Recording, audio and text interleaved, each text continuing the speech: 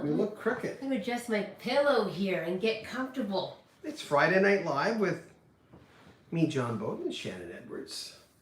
And I think it's going to come up here. I think our thing's going to come up. Hold on. Your channel, it should be right there. Let me put down the sound so Shannon can read the comments. That's right. We can talk to you guys. Hey, hey. With my glasses. Oh, yeah, with the glasses. I don't need reading glasses. There's nothing like wearing reading glasses over contacts. That's all I have to say. Oh, yeah, that's right. I had contacts, and the reason I didn't keep the contacts was because I had to put reading glasses on for the contacts because I'm nearsighted. That's okay. That's enough now. Good night. And the fun part was getting the contacts. I actually wear contacts, so I helped him put the contacts in his eyes. So that was like... That was no fun whatsoever. That was good times, let me tell you. I don't like things in my eyes. I didn't realize that. And sometimes you don't know that till you get contact lenses and you go, I can't wear contact lenses. Except for he got like a year's worth of contacts that he didn't even end up wearing. So, hi Maria, nice to see you. Oh, hi Maria, Christopher, hi. happy Friday to you both. Here's Little named Rudy. after a Supertramp song, Rudy. Little Rudy joining us here. Rudy's on the train to nowhere. It's actually Rudolph. It's actually Rudolph. Because we got him just after Christmas. They came up with the name and I said, well, I'm going to say it's named after Rudy, Supertramp song. There you go. Am I cramping your stuff? No, you just cramping my hair. What the heck? Oh, look at Rudy. He says he doesn't realize he's an internet star right now. He don't care about that. He don't care. We're just hanging out tonight. We thought we'd do it a little later. Because we thought perhaps it might be an idea to have a few more people join us. So. Yeah, because since we're out in the east now, we used to live in the west. I think I'll just bring that down a little bit. Sorry guys, I'm going to bring this down. Yeah, so we're not... Hi John, happy Friday to you too as well. I like that, Maria. I'm on a midnight train going nowhere, LOL. Yeah. I was just thinking that I used to always think my favorite Supertramp songs were all Roger Hodgson songs. It's strange, it made no sense because I think I like Rick Davies songs as much or maybe a little bit more, you know. But I changed. I used to be a Roger Hodgson guy. Now I'm, let me just switch this a little bit. We're just adjusting. There we go, that's better. Dog says, I don't want to be on TV. I don't want to be on YouTube. It's not fitting for me. So here we're just hanging out. Did an interview with Krista Berg this week, an amazing interview. Oh, let me tell you, it was just so enjoyable. Is that the one you came downstairs? Which is the one that you came downstairs and you went, oh my God, that went so well? That was with Chris, and I will say it was really nice too because I think he allotted about 20 minutes per person, and they got to that 20-minute mark, and John kind of reminded him that they were there. And he's like, oh, no, let's just give you a little more time. So that was really nice that he enjoyed his conversation with John. I talked to Colin James, who's making major inroads after having a very long career. He just about to release his 20th album, and he's touring down south, a lot of blues giants. He just celebrated his 30th anniversary with his wife. We're doing another interview with Colin because I didn't have enough time. We were having problems getting connected, and they said, oh, come on, we have a big channel, and we're helping them. This helps him get his name out into the U.S. He's a big star in Canada, great blues guitarist. So he's going to come on again, and at that point, we'll combine both interviews, one off camera, one on camera. And who else? Oh, Rick Emmett yesterday. I've known Rick for quite a few years. I don't really know him, but I know him more than most artists. So Rick Emmett and I talked for 2.5 hours. I was just going to say, that was a long time. That was a really long time. You guys just got along. We're talking about God and religion, and his poetry book is a testament to it. Well, it's a guy who has reached that point in his life where he's always been a deep guy, who's looking back with clearer ears, a more refined mind, a more introspective self. And his poetry book is just that. His poetry book is amazing. And I don't even read poetry. Not that I don't like it, I just don't read it. And it brought me to so many places. There's the longest poem in there is for his brother who died. And we were telling stories to each other about our brothers who died. Best conversation I ever had with him. Near the end though, he kept going. I said, no, just one more. He said, you're killing me here. But he was laughing and we were having a good conversation. Nice man. One of my favorite interviews of all time.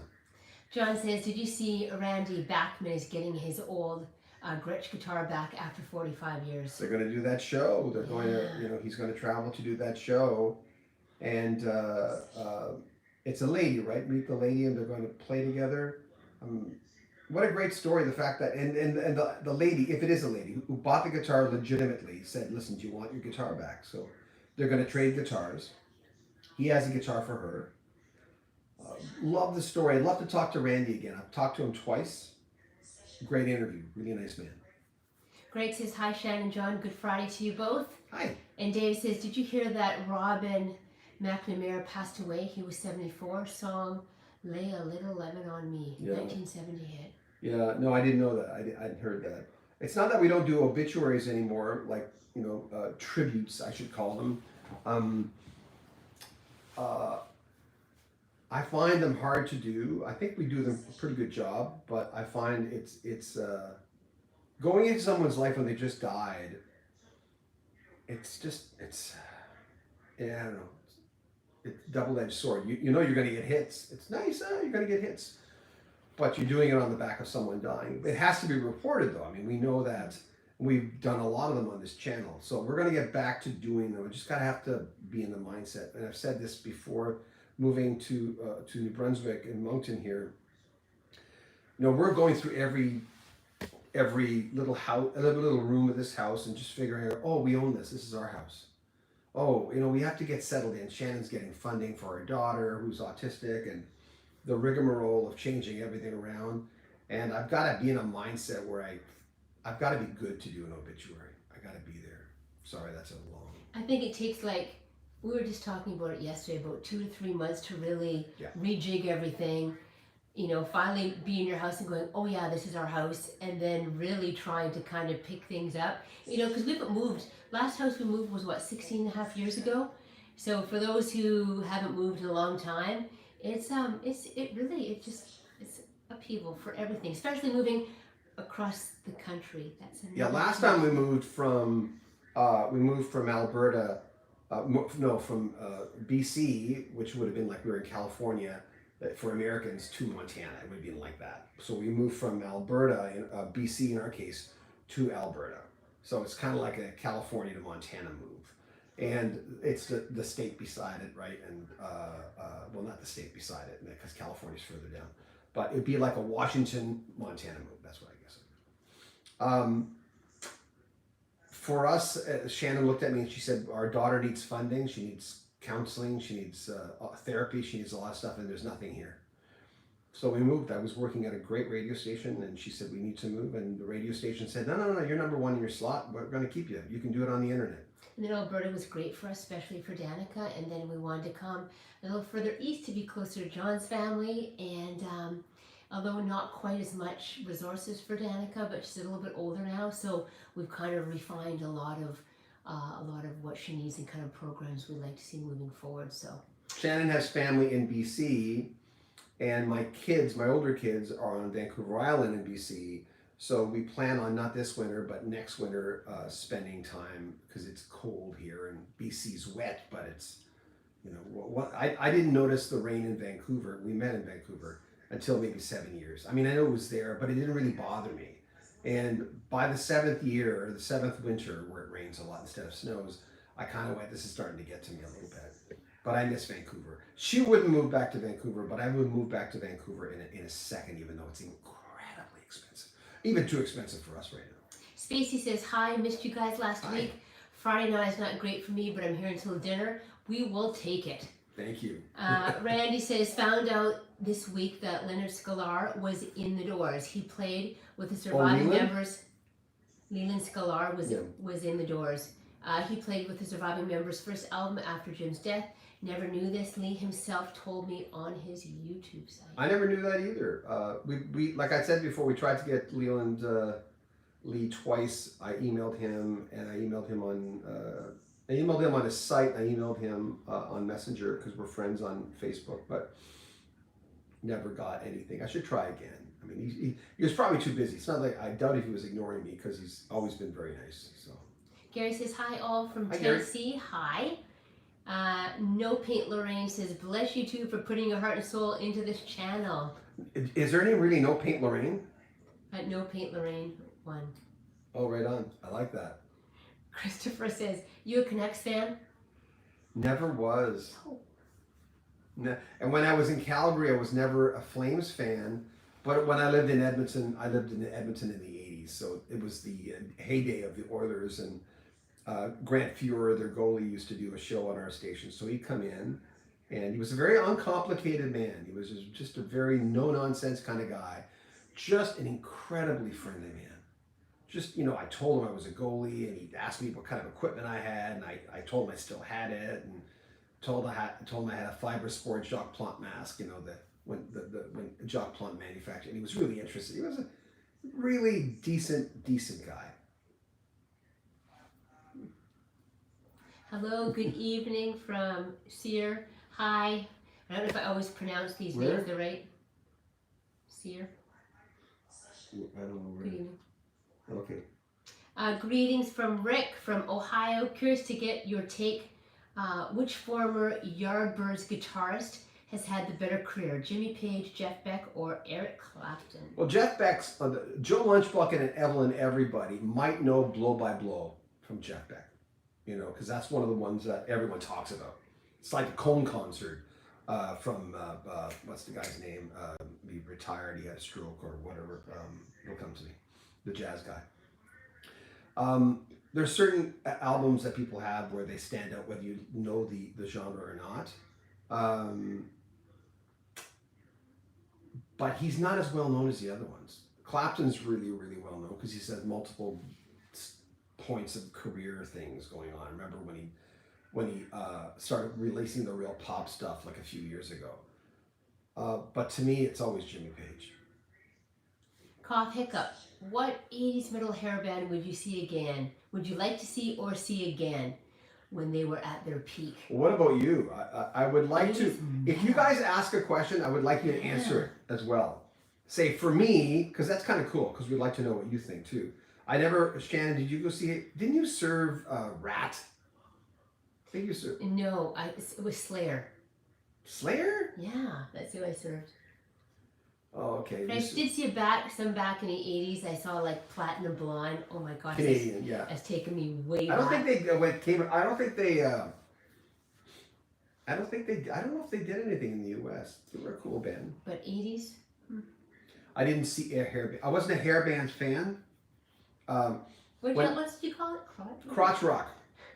I call it crotch rock. Never heard of that. Yeah. And Bon Jovi was one of those bands in the beginning, and then they kind of went pop-ish in a way. They kind of had both audiences quite a bit. The poppy audience and, yeah, cool. Randy's asking, what DJs did you look up to? Did you have any that you looked up to? Len Tucson, who was my boss, he was hard on me. I interviewed him on the Canadian channel. I can't say his name without saying he was really hard on me. And if he hadn't been hard on me, I would not have stayed in radio. It just wouldn't have happened. He's one of my favorite interviews, and I'd gladly talk to Len again. So Len Tucson in Edmonton, a lot of you Americans won't know him. I love Casey Kasem because he taught us how to reflect, and that's the way he talked. And there's a pregnant pause in the way that Casey Kasem talks.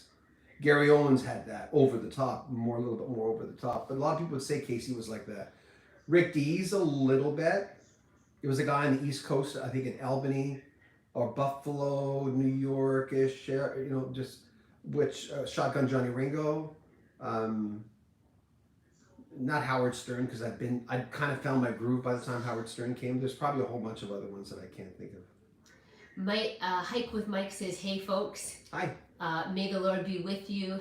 Amen. Hello from Melbourne, Florida. This month is 40 years of U2's October. Ever had an opportunity to talk to U2? U2, the band? No. I would. I'm not a fan. I'm not a big fan of the band. I don't know why. It's like, but I always chalk that up to, I have a lot of respect for them. I mean, there's a lot of bands that I don't like that I don't really respect, but U2 certainly. Bono, I'd love to talk to him. The Edge, be great to talk to them. They have a lot of good stories. And for me, it's hard because for me to get a big, I'm reaching out to Steve Perry's people now. For me to get a good interview with someone, I kind of need some time to sort of get their groove a little bit. And if they give me time, like, you know, it was nice. Kenny Loggins said, this has been a refreshing interview. And some of the stuff that I was bouncing off Kenny, I couldn't use. It wasn't that kind of stuff. And I did the same thing. I remember I started doing it with Randy Meisner years ago. I started going, oh, you really got to you need your sound bites. Take it to the limit. You need the sound bite. But you kind of have to reach them at a point where you're just two guys talking. And then you get the gold stuff. There's a guy named Jeff Woods. Look him up. He's got a podcast. He's amazing. Please look up Jeff Woods. I interviewed him a little while ago for the Canadian channel. He's one of those guys that, because of the way he talks, he gets them there a lot quicker than I can. He's just amazing. I have so much respect for Jeff. There's a broadcaster I respect, but I've been in radio longer than he has, so he didn't influence me in that way. Rockchild of the 60s says, I moved from Texas to New York, then to Louisiana, then to Texas. I feel for you guys. Wow. Let's keep track of that name. Why would you move that often? It's just because you needed a change? Was it a job? Was it someone in your life? I'm just kind of curious, because I've moved from starting in 67, we moved from Montreal to New Brunswick. Then from there in 79 I moved from New Brunswick to Edmonton, Alberta, then Vancouver, and then Calgary, and now here. But I listened to the wife because she says we need to move. I said, okay, honey, wherever you are, I want to be there. Randy says, were you a fan of WKRP in Cincinnati, yeah. Yes, very, very influential for me. Gary Sandy, I'm thinking seriously of reaching out to him and getting an interview with him. He was a program director. I would love. He influenced me because I always thought I want a program director like him, and there was a guy named Neil Gallagher that I had was like him. He was very soft spoken and kind of let you do your thing. And Gary Sandy's character kind of did that.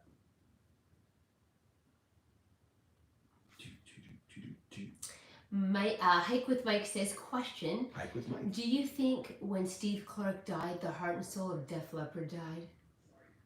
No, God, no. I mean, that was awful. My brothers are huge. We were just talking about this, and he asked me, he said, you never really got into Def Leppard. I said, no. The kind of music they released was just not mine. And that was a hair band, that was a big hair band. They were so huge. But I never bought a Def Leppard record in my life. Like, never. I never bought a Bon Jovi record. I never bought a Guns N' Roses record. I bought Guns N' Roses. Yeah, you did. I actually liked them at She sings along with Guns N' Roses whenever. Because I'm a great singer. She's not a good singer. She's cute, but you can't sing. So when you sing, it's really cute. It's really cute. There's nothing worse than someone who can't sing and they sing pretty la and they're really bad. But once in a while, a song is in my wheelhouse, though. That's true. I had to once tell her sister can actually sing. I mean, she'll never record an album. She's like the garden variety, someone who has a voice. But I remember we were heading to the P&E, the exhibition in Vancouver, and it was me and her son. I was taking her son there, and she was singing to all the songs on the radio. And I had to tell her, I had to say, can you not sing, please? That drives me crazy. Why do you sing to every song? And then it was silence. It's very quiet. And I knew she's sensitive. And of course scored a ton of points. Yeah, I'm sure. We're not the closest people anyway. But anyway, she never did it again. I mean, she knows. I mean, it's not appropriate to be in a car and someone's constant, unless you're married to them and it's cool and you're okay with it.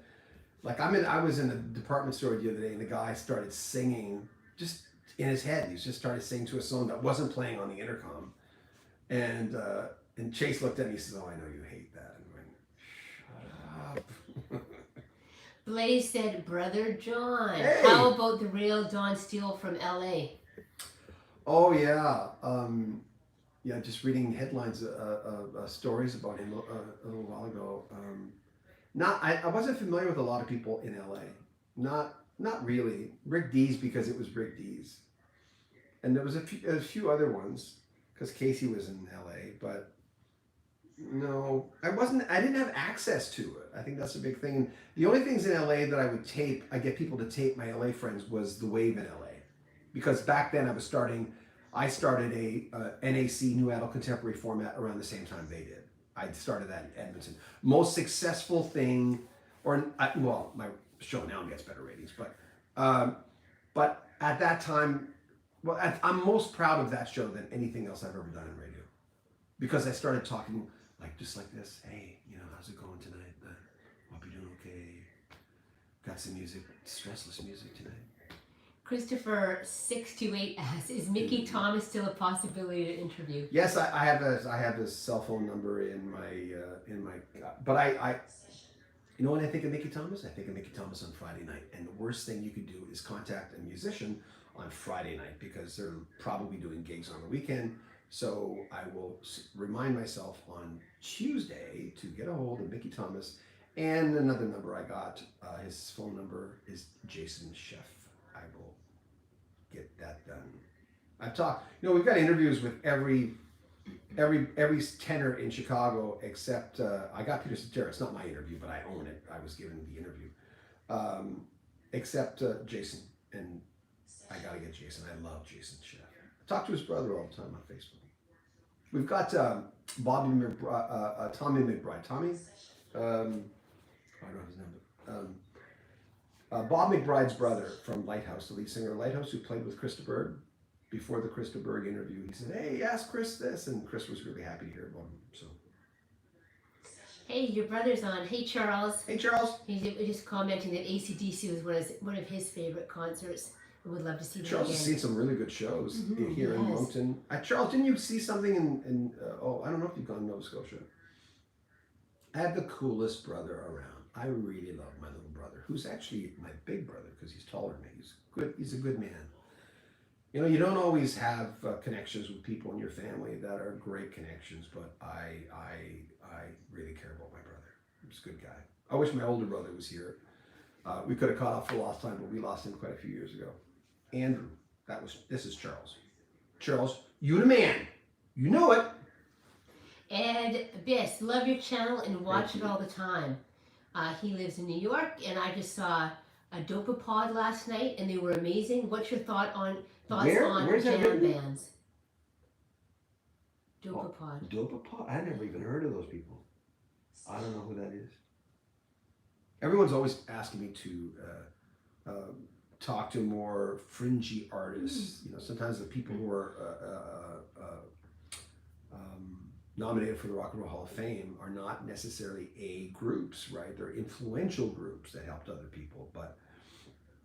And then our channel, which was not done for making money, it was done because I wanted to interview a new up-and-coming artist, is called My Chill. Look up My Chill. Hey, buy a t-shirt, please. Help support my channel. Someone just asked me today, how do I donate to the channel? Well, that'd be really nice if you want to donate to the channel, but you can go into every other video, not this video, any other video on our channel. On the very first line, it usually says, if you want to donate PayPal, go ahead. That'd be really nice. For us, it just helps us get writers.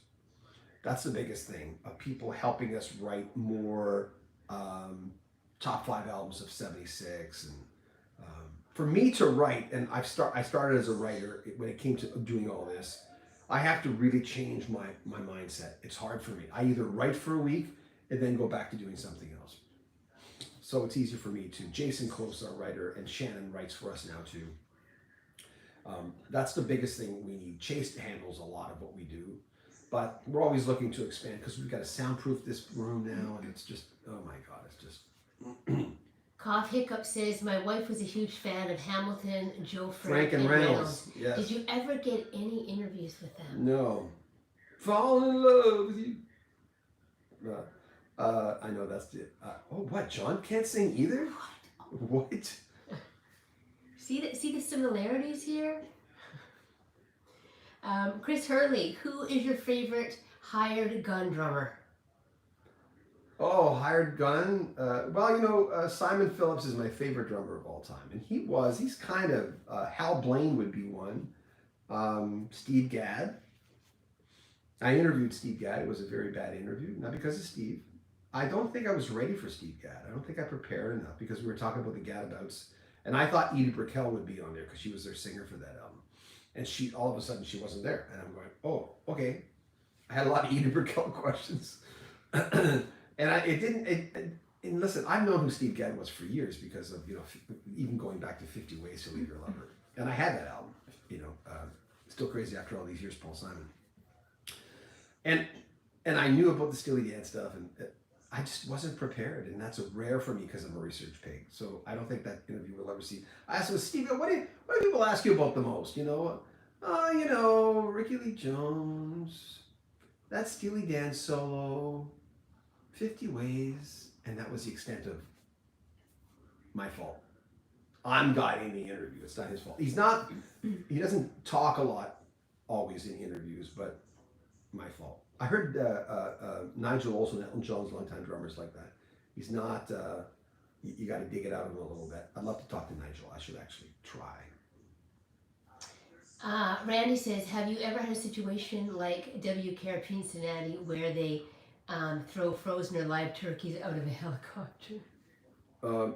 There was a situation at Seafun. I don't know if I was there yet. A guy named Jack Casey. He's a real nice man. Jack didn't do anything wrong. He was the mid-morning person at this. I just started at the station when I met him, but I don't know if this happened before I got there. At 14 Seafun in Vancouver, a legendary station. If it's the only legendary station I ever worked at. I mean, the one I work at now is really doing well and has been for years.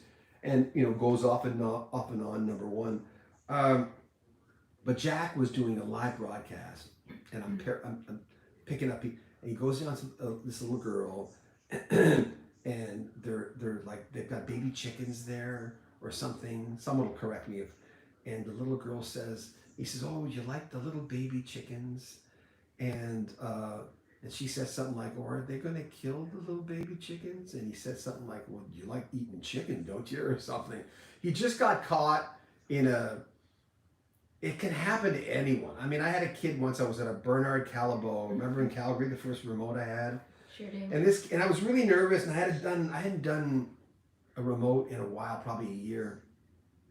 And this little girl was just playing with my feet. And I'll tell this story again. This is like the almost ruin your career moment. There's a guy named Ashley McIsaac, a fiddler from Atlantic, Canada, and he was opening up for Jan Arden, which is a big outdoor show in Abbotsford. It might have been part of the Abbotsford Air Show, probably. And I'm talking to, I'm telling the guy, and here I am in Vancouver. I'm telling the manager, I'm meeting the manager backstage. Because you always go backstage because I'm introducing. Hey man, this is cool. I'm from New Brunswick. Oh, you're from New Brunswick. This is great. Ashley's done really well. It's really fantastic. And I said, yeah, this is great. I said, when's she coming on? And he looks at me and went, hey man, Ashley McIsaac is a guy. And I went, oh, sorry. Yeah. Oh, yeah. I felt really stupid. It just completely took me off my game. And it's an outdoor show. The easiest things to MC are outdoor shows. Because it's not claustrophobic, and there's something about the crowd, it's easy to get them going, at least in my mind. So you go, hey, how's it going? You got them no matter what. So I wasn't nervous in that way, but then it completely took me off my game. I went, oh my God, I could have made a fool of myself. So I go up there, and I meet Ashley in a band. It's great. He's cool. He seems a little out of it. I don't know. And I go up to the microphone and I do the regular thing. Hey, how's it going? They're all going crazy. There's thousands of people in this outdoor concert. And I can't think of his name.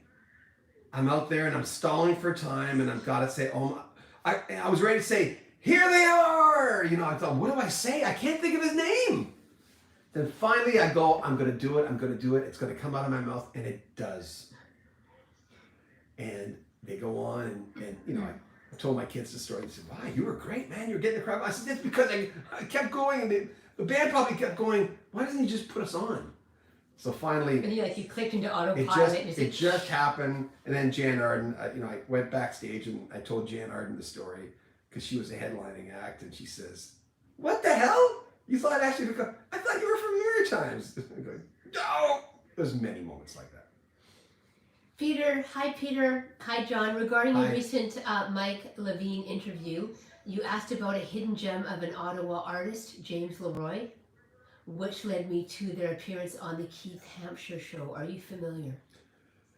Keith Hampshire, like the old show, or does he have a new show?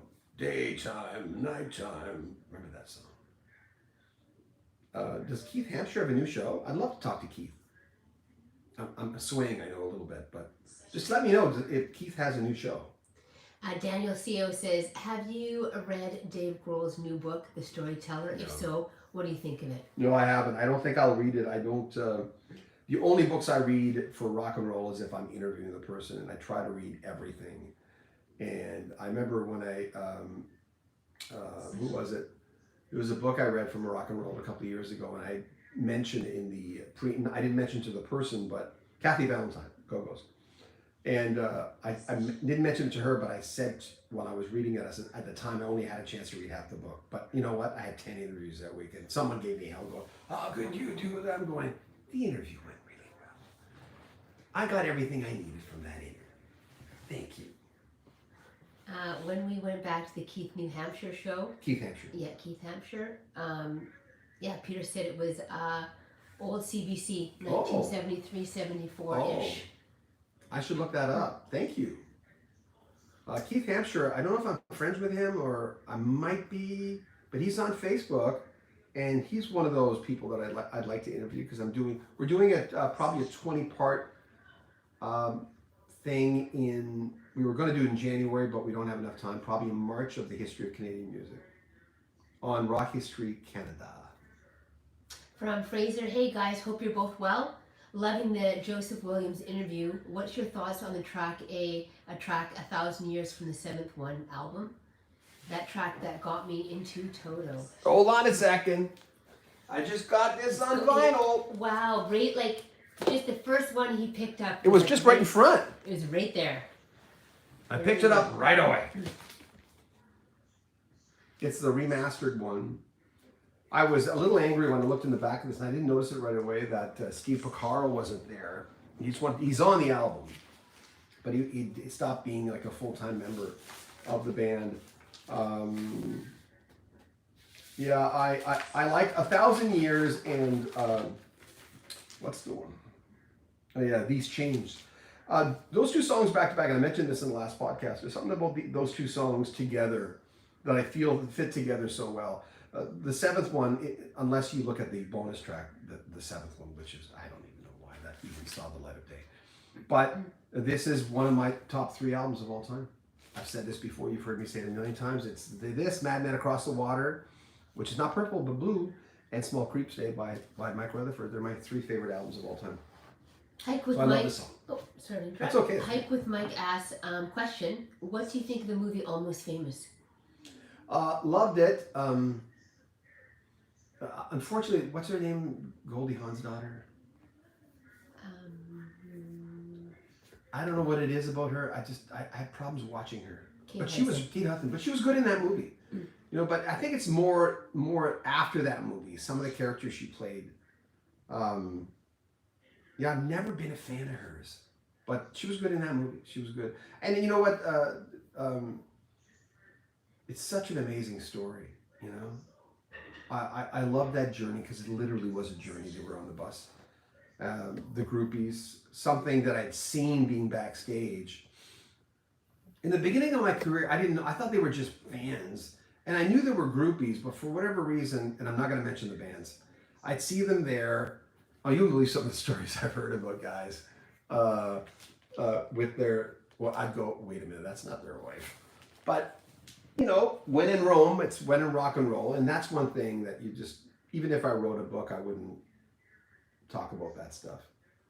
Because they trusted me being back there. And, you know, And I haven't gone backstage a lot for that very reason. I don't like the atmosphere. The Green Bird. What's your go-to song if you were to play a jukebox? That's a great question. What would be your What's go-to yours? song? I know what it is. What? Well, I think it would be nice. Oh, I do like George Michael. very much. You got another one? No, that's a good one. How She about you? loves that song. I don't know. God, that's so hard. Oh, wow. You really made me think. I don't know. To me, it's always about sound and something that would sound good on a jukebox. Okay, wait a second. Don't go crazy now. Are you like pulling out another treasure over there? Well, I've got all my albums here. I still have a box of albums. I don't know where they are. Because remember, our albums in Calgary didn't fit in that stupid thing. Nope. I said this before. Tiny Spencer, Three's a Crowd. It's on Spotify. Listen to it. And listen to it on your phone. It'll make your phone sound good. Listen to Bye Bye Love, first track. So, this is one of the best sounding albums, sound-wise, that I've ever heard. It's basically because of the production, which was not done by, I don't know if it was Alan Tarney Alan Tarney produced I'm Nearly Famous, at least two of Cliff Richard's albums. And they sound amazing. Amazing. And the drums, I've never seen drums recorded like that. So even though that would never be in a jukebox because it wasn't really a hit, that's what I'd like. I mean, it sounds good on my computer, on my Apple MacBook. It sounds fantastic. And I have an old wedge stereo here from what's it called? Wedge speaker. Hold on. Let me look at it. I haven't looked at it in so long. What the name of it is? Zenith Allegro speaker. It's not even hi-fi.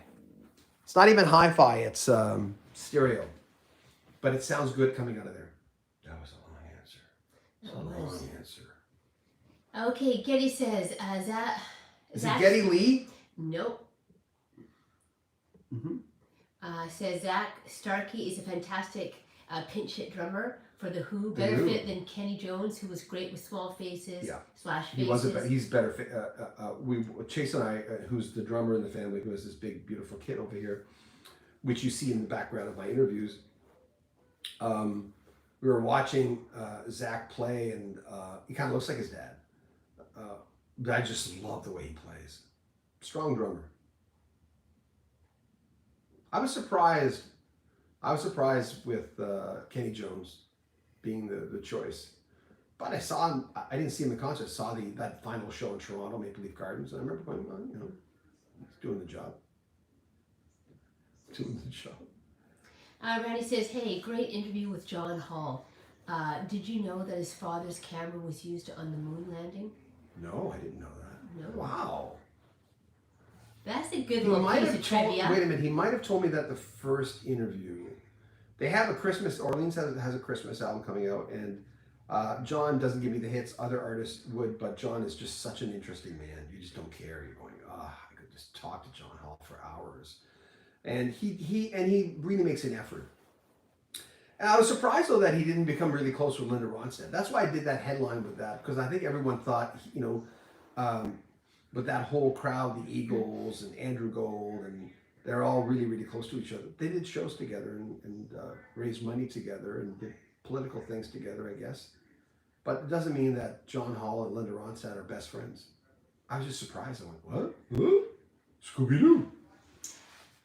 Pudius says, I like Simon Phillips when he toured with The Who. He was a great replacement in my view. Yeah, and Simon says we don't have the time now. And when Simon was talking to me, I think at that point he was outside because he went from outside to inside during the interview. And he just said, I could just tell you, he says encyclopedias couldn't explain the mind of Pete Townsend. He says you couldn't do it. There's just so much to him. And I'd like to talk to him, but I don't think I'll ever have a chance. I don't think I'll ever talk to him. Roger, I might in the future. I don't know if I'd ever talk to him. I mean, I would, but I don't know if I'll ever get a chance to. Shannon's going to start booking the interviews. And Shannon's like a wolf. She never stops. She has to close the file. I mean, she used to sell $2-3 million houses. This girl can do it. And, to lawyers and doctors and stuff like that. But she's incredible working with people. Whereas I hate being on the phone. I don't like talking on the phone. I don't. And, she knows it. Who is your favorite Who song? Who Are You? Believe it or not, is my favorite Who song. That was easy to. I remember the first album I ever bought by the Who. My friends would go, "What? Your first album is Who Are You? What?" And I go, "Yeah, I love. It's my favorite Who album too. I like Who's Next, of course, but yeah, that one." Ed says, "Hey, it's me again. LOL. I'm going to see Stone Temple Pilots next Friday night. Oh, cool. I was wondering what you guys' thoughts were on the new lead singer they have." Well, I mean, when you look at the tragedy of that band, it's just, what was the name of the song with Buffy the Vampire Slayer? I was just watching that video the other day, and looking at when that era has lost so many lead singers. It was Alice in Chains. It was a sad. I wasn't a big fan. Stone Temple Pilots of all those bands were one of my favorites. I didn't like a lot of other bands. I just saw Rockchild in the 60s said, "I just saw Hall & Oates about a month ago. Great concert." Never seen them. Your sister saw them. Yeah. James says, "Hi, Shannon and John. Hi. Hope you both are good." We are. Mike, banter between these guys here. Did you ever interview Rick Roberts of Firefall? Yes, it's on Aircom. Look up Aircom Radio Network. Rick Roberts put my name in. It's a long interview. He had written his book, and I think, is her name Mary? I don't know if it's his wife that got a hold of me, but I interviewed Rick and Larry Burnett a few years later, the other lead singer who sang Cinderella. Larry should have had way more hits, and even Rick agrees with that. The Larry Burnett interview is on Rock History Music. The Rick Roberts interview is on Aircom Radio Network. Just look up Aircom Radio Network, Rick Roberts, and it's there. It's a long interview. I think there's 3 parts to it, but it's long, and he's delightful. He's fun. He's just a funny guy. Peter's asking regarding sad passing. Oh, Gatto's, drummer. Yeah, Doug. Any memories of that particular band? No, but I was going to reach out to Greg Gotovitz because Greg's a friend of mine, and I never did, because the reason Greg Gotovitz started doing his own podcast is because I kicked his ass and said, "Greg, you've got to do this. Greg, you're like one of the best interviews," and the interview with Greg is on the Canadian channel, Rock History Canada. I just told him, I said, "Greg, you got to do this." He says, "Well, I used to do the radio show." I said, "I know, but you should do what I'm doing." But Greg just went, Greg's the type of guy who did it really, really big. He did it. He had to have it really big because that's his personality. Greg's got a big personality. And Gatto was a big personality band, wrapped around him. So I wasn't familiar with the other 2 guys. Oh, well, thank you. Oh, John, thank you so much. That's very kind of you. Very, very, very kind of you. What did he ask? He says, "I'm different. I'm seeing the Monkees on their farewell tour. Thanks for the Joseph Williams interview." Oh, good for you for seeing the Monkees. This is it. This is there won't be, I don't think, when it comes to the Monkees, I think this is it. There'll be maybe stuff separately, but, Michael Nesmith, though, as far as I know, didn't like, what's the name of the English guy? My mind's not working tonight. Someone will tell me, and give me hell. Clear Circle Media. "Hey, great job, guys. Wondering, do artists sometimes approach you, or do you seek out people you want to interview?" They mostly approach us because the publicists approach us. Okay, they're all telling me who that is. Who's the Davy Jones, of course. Oh my gosh, like 5 people. Thank you. Isn't that crazy? I've written so much stuff, especially when we had Rock History book, the website. I was always writing about the Monkees. It's so embarrassing. Yeah, they didn't get along. So then he died. I remember doing his obituary and his tribute. And then Michael's back. Shamrock School says, "Love your interviews with Steve Hackett. Steve in concert playing old Genesis is Genesis. Incredible show with very talented players. They nail it." Yeah, they do Seconds Out now. They're doing that. And I've interviewed, I think, Steve 7 times. Last time he said, it's like we're neighbors or something. Yeah. And it means a lot to me because Steve was one of my favorite members of that band. And then interviewing Anthony Phillips before that, that was fun. He didn't directly replace Anthony. There was a few guys there, but more or less he replaced Anthony. JD says hello from Australia. Hey. Hey. Hype with Mike says, have you interviewed Blink 182? No, they're not really in my wheelhouse. Not that I don't do 80s stuff. Shannon's going to start doing more. We were going to do another channel. We went, I don't know, it's such an arduous task to start a channel from start to get it to 1,000 subscribers. I think I'm just going to hop on an existing channel. Yeah, she's just going to do rock history book stuff and do the 80s, more the 80s stuff. She just wrote a thing on whatever happened to Ace of Base. And Jason's writing a lot of stuff for that channel as well. So yeah, they're not in my wheelhouse. Fraser. Oh, sorry. What was that video where they mocked the boy bands? I have it on my. There was this video where they're mocking boy bands. It was so funny. Fraser J. John, who would you like to interview that you haven't been able to yet? And are you friends with a lot of the guests you interviewed beforehand? No. Like I said this before, I got kind of close to Daryl Sturmer from Genesis, because his wife Michaela called us and said, hey, oh, you have an autistic daughter. And she called me when I was on the air. And Daryl tried to get me tickets to Phil Collins when he was playing, because of course he's also Phil Collins' solo guitarist, for Toronto, but I was in Calgary at the time. I couldn't have made it.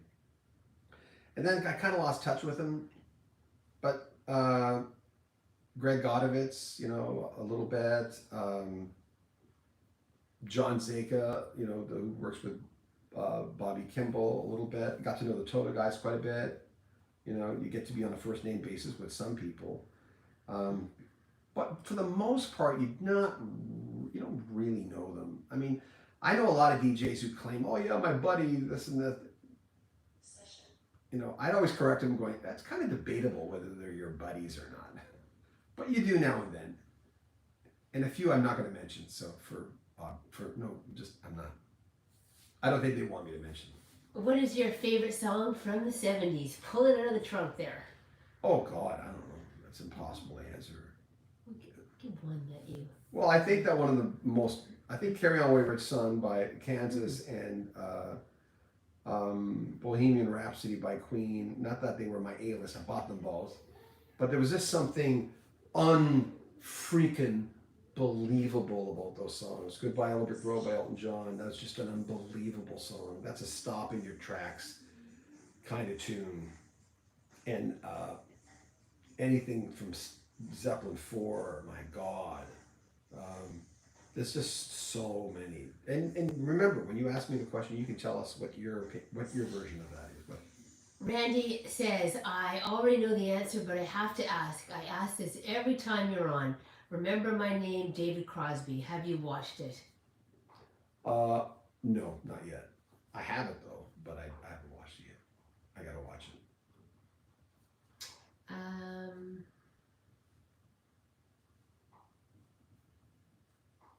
I told Shannon we're going to do it for an hour. Yes. It's nice to see when I'm kind of going through some of the chats. You're going back and forth with each other. You smell really good. So it's nice to see that. She smells really good. Everyone's kind of... She just smells really good. So back in the chat here, Maria was asking if we're going to get Richard Marx. Well, we will. I don't think so now. I'd like to try.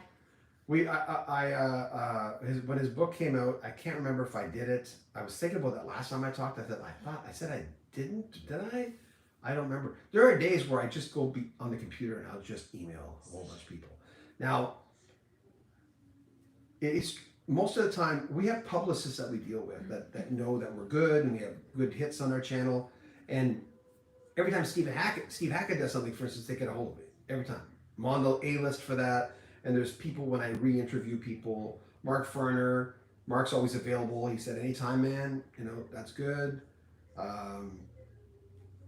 They're just publicists that will give us access. Like I'm sure if I wanted the Zombies again, I could get, the zombies again. So. Ha, Shannon, look away. Guy question here. Bewitched or I Dream of Jeannie? Oh, Bewitched for sure. Elizabeth Montgomery, my God. Yeah. We lost her. There's pictures of her before she joined Bewitched, and they're on. If you look up Elizabeth Montgomery Young on even Facebook, you'll find them because there's retro groups and she just had a look. She had her own look. No one looked like her. She kind of had a quasi Anne Margaret thing going on. But yeah, when I talked to Bobby Rydell, he talked about his friendship with Anne Margaret, and I just kept going, I want to talk to Anne Margaret. I didn't mean to do that. I meant I want to talk to Anne Margaret. Okay, Ginger or Marianne? Ginger all the time.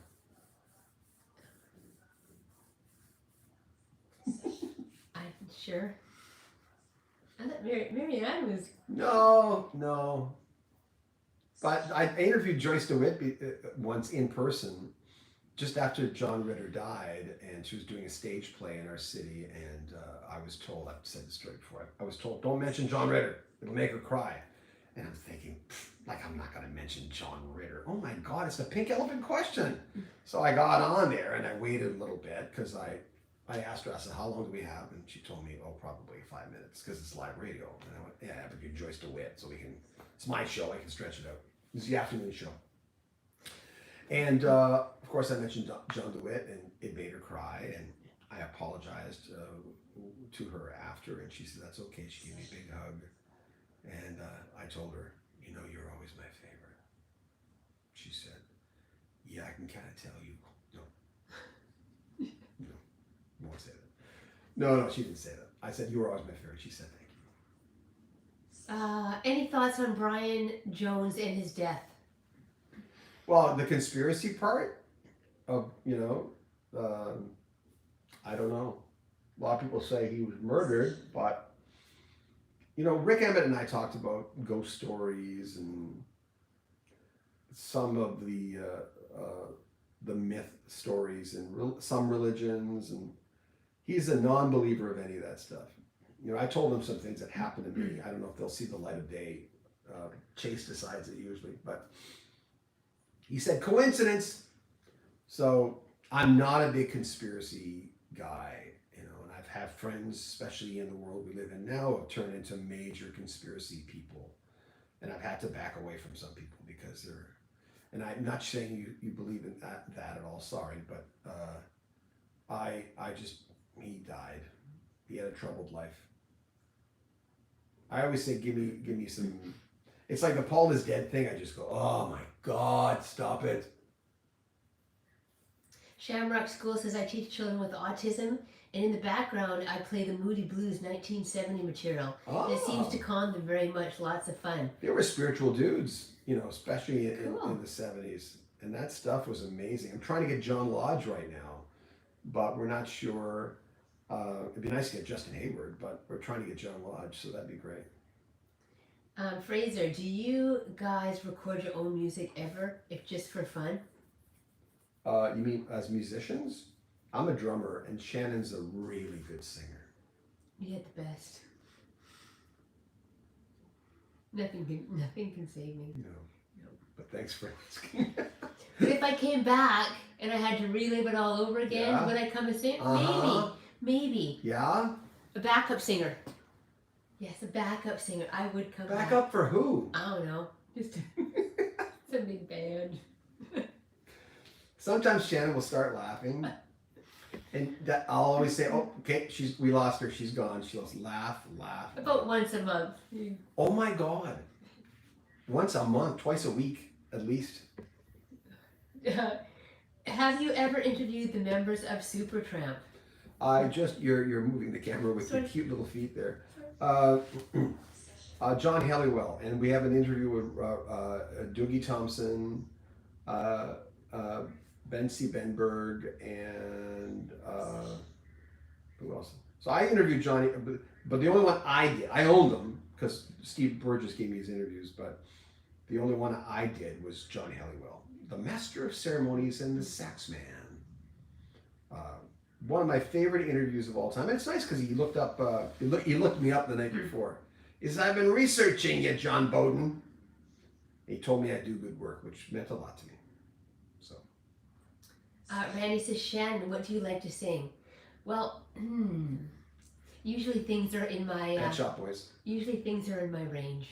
Pet Shop Boys. Ballads, sad songs. And then when she sings, I'm thinking, what have I done to deserve this? What have I done to deserve this? No. I think she's cute when she I sings. sang a good Bangles song, what, Eternal Flame? It's kind of in the range. It's kind of my wheelhouse. I'm thinking of reaching I out shock to Susanna myself House sometimes. right now. What? No, that's kind of, you kind of have, everyone has a song in their range. It doesn't mean they can sing the whole song, usually not, but there's something in there, and most people have misguided interpretations of how good they are. I've had to tell so many people, some people that I really cared about, you can't sing. I'll never lie.